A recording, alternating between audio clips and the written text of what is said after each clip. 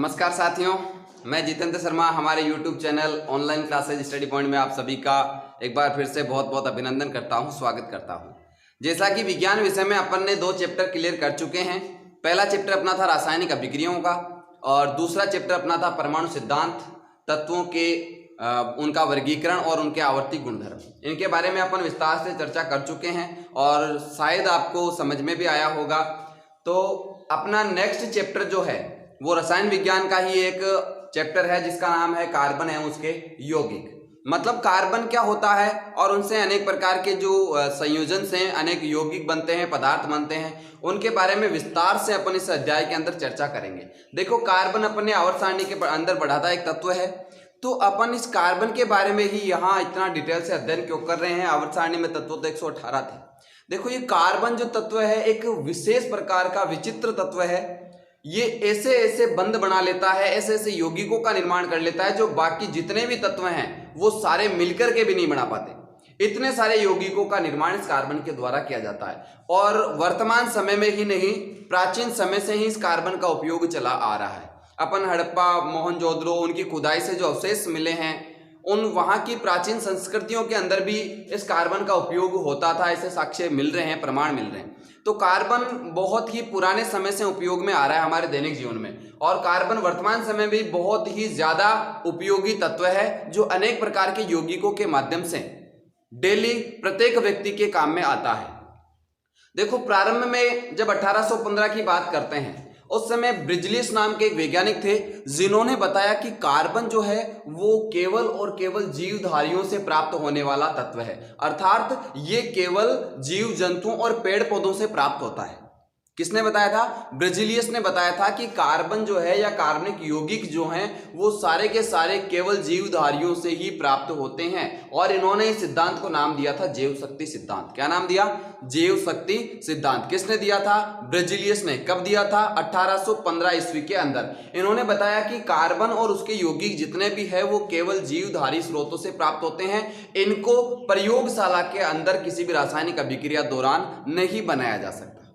लेकिन उसके बाद में वोहलर नाम के वैज्ञानिक आते हैं और उन वोहलर नाम के वैज्ञानिक ने सन 1828 के अंदर उन्होंने एक कार्बनिक यौगिक का निर्माण किया प्रयोगशाला में। उन्होंने रासायनिक अभिक्रियाओं के दौरान दूसरे रासायनिक पदार्थों से एक नया रासायनिक पदार्थ प्रयोगशाला में पहली बार एक कार्बनिक यौगिक का निर्माण कर दिया था और वो कार्बनिक यौगिक था यूरिया। कौन सा था? यूरिया था। चर्चा करते हैं अपन।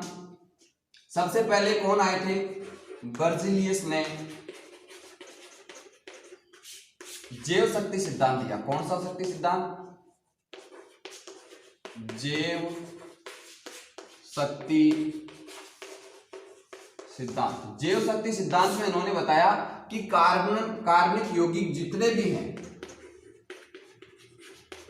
कार्बनिक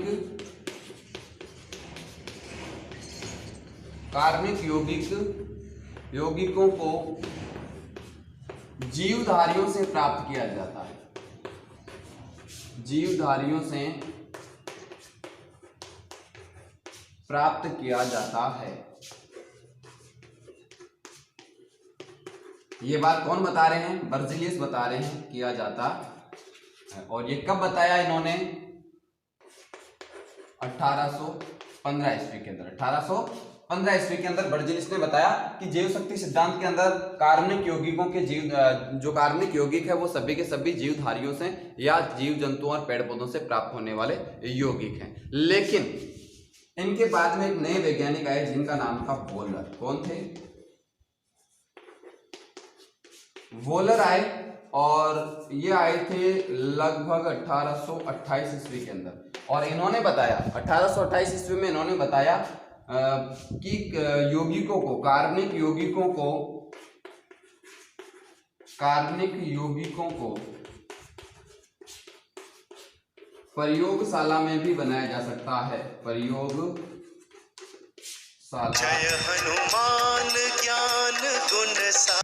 प्रयोगशाला में भी बनाया जा सकता है।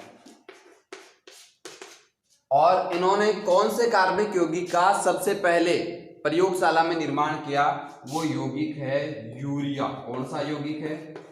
यूरिया।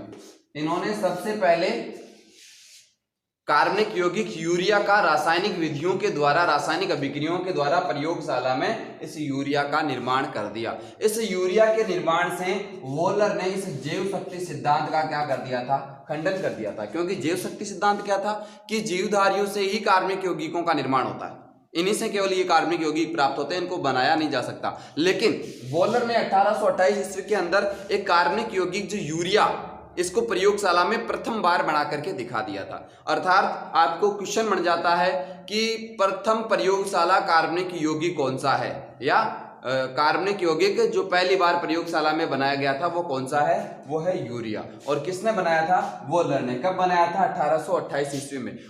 एक बार आप इसका स्क्रीनशॉट लीजिए, फिर वोलर के द्वारा जो यूरिया का निर्माण हुआ था उस रासायनिक अभिक्रिया के बारे में चर्चा करते हैं। हाँ, तो अब अपन चर्चा करते हैं वोलर के द्वारा यूरिया का निर्माण किन किन पदार्थों से, किन किन यौगिकों से निर्माण हुआ। तो यहाँ पे मैं लिख देता हूं यूरिया को बनाने की विधि। यूरिया को बनाने की विधि, यूरिया को बनाने की विधि के बारे में चर्चा करते हैं। तो वोलर ने क्या किया था? सबसे पहले अमोनियम सल्फेट लिया था, NH4 का होल ट्वाइस, NH4 का होल ट्वाइस और अमोनियम सल्फेट लिया था। और साथ में इन्होंने मिलाया था पोटेशियम साइनेट, और 2 अणु लिए पोटेशियम साइनेट के। देखो, अमोनियम सल्फेट NH4 का whole twice SO4 plus 2 KCNO, potassium cyanate. इन दोनों की रासायनिक अभिक्रिया से इन्होंने अमोनियम साइनेट बनाया। क्या बनाया? अमोनियम साइनेट, NH4CNO, अमोनियम साइनेट बनाया। और साथ में क्या बना? पोटेशियम सल्फेट बन गया। इनके एक बार नाम बता देता हूं मैं आपको। देखो, ये है अमोनियम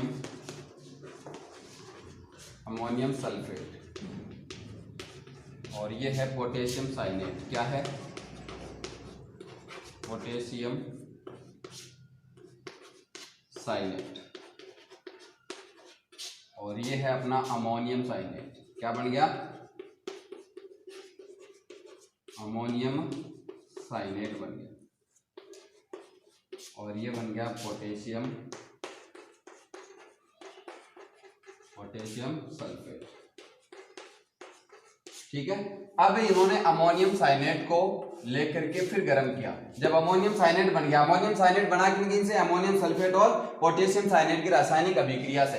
तो यहाँ पर अपन ने रासायनिक अभिक्रियाओं में पढ़ी थी एक द्विविस्थापन अभिक्रिया, वो अभिक्रिया भी यहाँ पे हो रही है। आपने देखा होगा NH4 तो किसके साथ में? CNO के साथ में जुड़ रहा है और पोटेशियम SO4 के साथ में, मतलब इसका एक बार विस्थापन और दूसरी बार इसका विस्थापन हो रहा है। तो यहाँ पर वोलर ने क्या किया?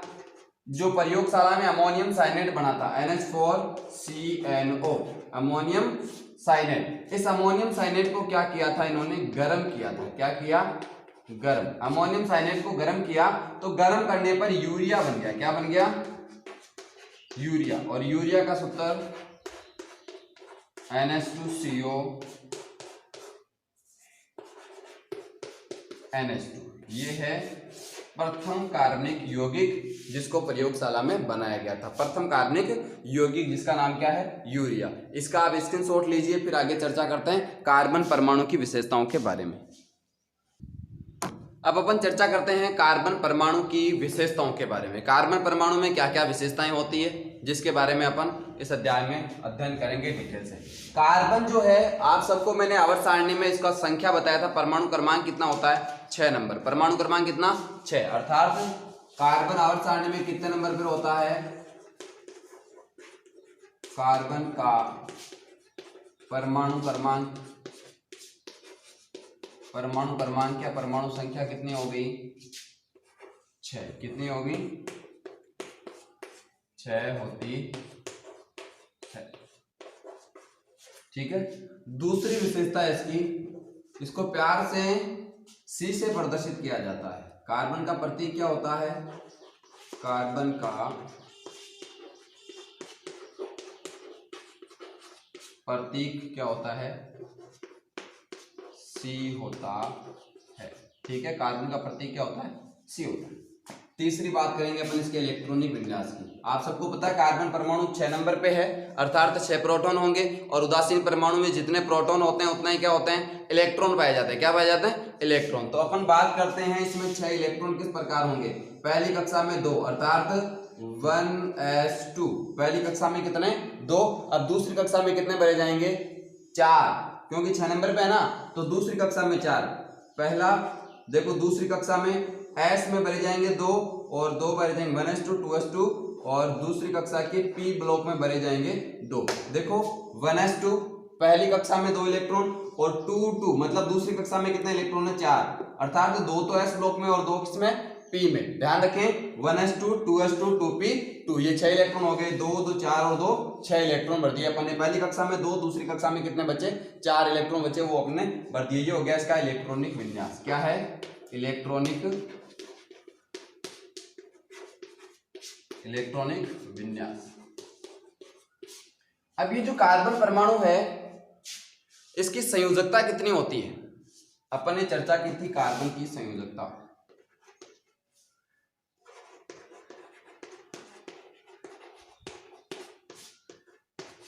कार्बन परमाणु क्रमांक 6 नंबर पे है। कितने नंबर पे, 6 नंबर पे। तो पहली कक्षा में 2 इलेक्ट्रॉन भरे जाएंगे, दूसरे में कितने भरे जाएंगे 4 इलेक्ट्रॉन। अब इसका अष्टक पूरा करने के लिए संयोजकता की परिभाषा मैंने आपको बताई थी कि किसी भी तत्व के अंतिम कोश का अष्टक पूरा करने के लिए जितने इलेक्ट्रॉनों का आदान प्रदान होता है वो उसकी क्या होती है, संयोजकता। तो यहाँ पर ध्यान दें इसके अंतिम कोश में कितने इलेक्ट्रॉन 4। अब यहाँ पर इसका अष्टक पूरा करने के लिए या तो ये क्या करेगा 4 ग्रहण करेगा या क्या करेगा 4 का दान करेगा। अगर 4 ग्रहण कर लेता है तो अष्टक दूसरे कोश में 8 हो गए और 4 का दान कर देता है तो हीलियम के जैसा द्विविन्यास, मतलब पहली कक्षा में 2 इलेक्ट्रॉन पहली कक्षा में 2 ही भरे जाते हैं, ये भी कंप्लीट हो गया। अर्थात इसकी संयोजकता कितनी होगी 4 होगी, क्योंकि या तो ये 4 ग्रहण करेगा या फिर ये 4 का दान करेगा। अर्थात इसकी संयोजकता कितनी हो गई 4। संयोजकता कितनी 4। और संयोजकता को मैंने आपको बताया था संयोग करने की क्षमता, संयोग करने की क्षमता। ये किस प्रकार दूसरे तत्वों से दूसरे तत्वों के परमाणुओं से संयोग करेगा, वो होगी इसकी संयोजकता 4। उसके बारे में अपन चर्चा करेंगे डिटेल से 5 नंबर पे। अर्थात परमाणु कार्बन परमाणु का बंधन, कार्बन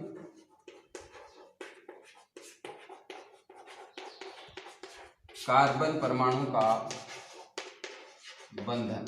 और कार्बन परमाणु का बंधन जो होता है वो अलग अलग बंधों के द्वारा ये दूसरे परमाणुओं के साथ में सिंगल बॉन्ड भी बना सकता है, डबल बॉन्ड भी बना सकता है, ट्रिपल बॉन्ड भी बना सकता है। अर्थात कार्बन जो है वो कितने कितने बॉन्ड बना करके किस प्रकार की व्यवस्थाओं में व्यवस्थित होकर के नए यौगिकों का निर्माण कर सकता है। देखो कार्बन जो है अपने साथ में एक तो 4 सिंगल बॉन्ड, कितने 4 एकल बंध,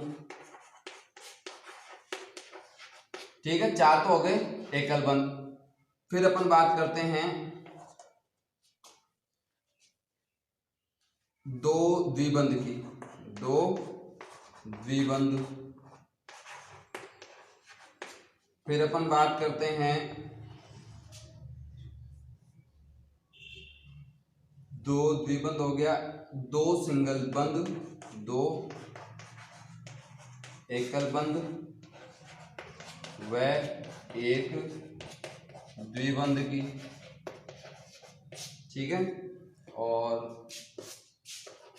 चौथा अपने हो जाएगा 1 सिंगल या एकल बंध, एक तो हो गया एकल बंध और एक हो गया वह 1 त्रिबंध, ठीक है। इस प्रकार ये कार्बन परमाणु जो है अलग अलग व्यवस्थाओं में व्यवस्थित होता है। 2 एकल बंध हो गए, 1 द्विबंध हो गया, 4 एकल बंध हो गए, 2 द्विबंध हो गए, 1 एकल बंध और 1 त्रिबंध। इस प्रकार से ये क्या करता है, एक विशेष प्रकार की संरचनाएं बना करके दूसरे परमाणुओं से बंधित होकर के नए यौगिकों का निर्माण करता है। इसके बारे में अपन चर्चा करने से पहले एक बार इसका स्क्रीनशॉट लीजिए।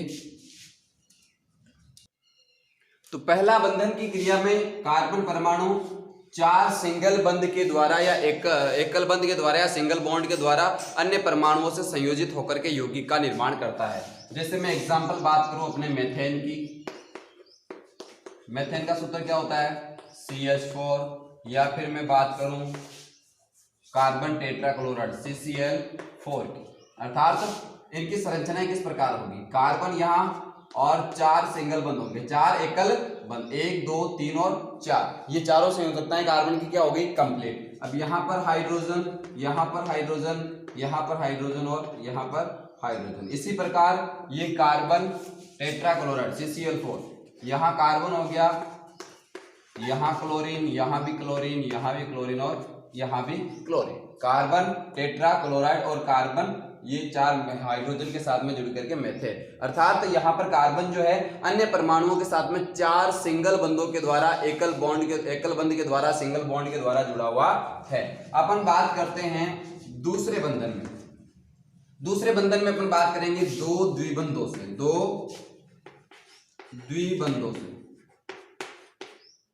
द्विबंधों द्वारा, और वो हो जाएगा अपना CO2 कार्बन डाइऑक्साइड। उदाहरण क्या हो गया, कार्बन डाइऑक्साइड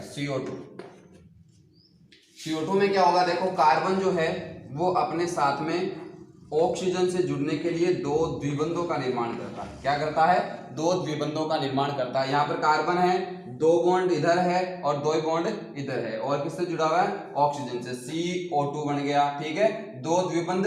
अब तीसरे की अपन बात करेंगे, एक बार इसका स्क्रीनशॉट लो। नेक्स्ट तीसरे बंधन की क्रिया में कार्बन जो है वो 2 एकल बंधों से तथा 1 द्विबंध से फॉर्मेल्डिहाइड का निर्माण। उदाहरण एग्जांपल, जैसे कार्बन 2 तो सिंगल बॉन्ड से क्या जुड़ जाएगा, हाइड्रोजन, और 1 डबल बॉन्ड से क्या जोड़ लिया इसने, ऑक्सीजन। ये क्या है अपना फॉर्मेल्डिहाइड। अर्थात इसमें 2 तो एकल बंध है और 1 क्या है, द्विबंध। 2 एकल बंध व 1 द्विबंध के द्वारा भी ये क्या कर सकता है, यौगिकों का निर्माण कर सकता है। चौथी और लास्ट बंधन की विशेषता इसकी, जिसमें कार्बन परमाणु एक तो सिंगल बंध से, एक तो एकल बंध द्वारा तथा एक त्रिबंध द्वारा, एक त्रिबंध द्वारा, और ये बनाएगा अपने, एक तो हो गया एकल बंध और एक हो गया त्रिबंध के द्वारा कार्बन यौगिक का निर्माण। इसका एग्जांपल अपने हो गया हाइड्रोजन साइनाइड। क्या हो गया, हाइड्रोजन साइनाइड। हाइड्रोजन साइनाइड अर्थात एक तो सिंगल बॉन्ड से क्या जुड़ गया कार्बन हाइड्रोजन के साथ में, और ट्रिपल बॉन्ड से नाइट्रोजन के साथ में, हाइड्रोजन साइनाइड। अर्थात एक तो सिंगल बंध है और एक क्या है, त्रिबंध के द्वारा कार्बन परमाणु जो है वो अलग अलग बंधों से यौगिकों का निर्माण करता है। ये कार्बन की बहुत ही महत्वपूर्ण विशेषता है, जिसमें कार्बन अन्य परमाणुओं के साथ में सिंगल बंध से भी, सिंगल बॉन्ड से भी, डबल बॉन्ड से भी और ट्रिपल बॉन्ड से भी बंधित होकर के नए यौगिकों का निर्माण कर सकता है। आज के लिए इतना ही, मिलते हैं फिर नई क्लास में कल इसी चैप्टर में।